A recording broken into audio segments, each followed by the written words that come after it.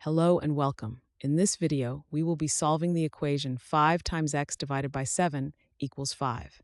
We will go through the step-by-step process of isolating the variable x to find its value.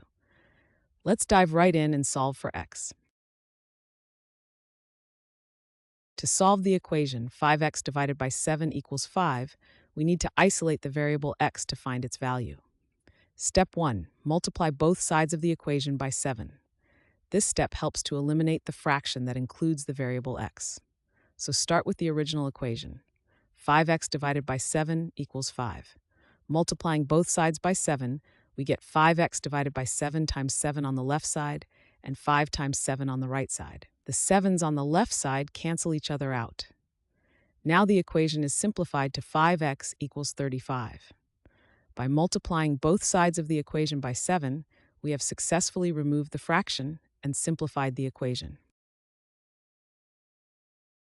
Step 2. Divide both sides of the equation by 5. This step helps to isolate the variable x. So we have the equation 5x equals 35. Dividing both sides by 5, we get 5x divided by 5 on the left side and 35 divided by 5 on the right side. The 5's on the left side cancel each other out. Now the equation is simplified to x equals 7.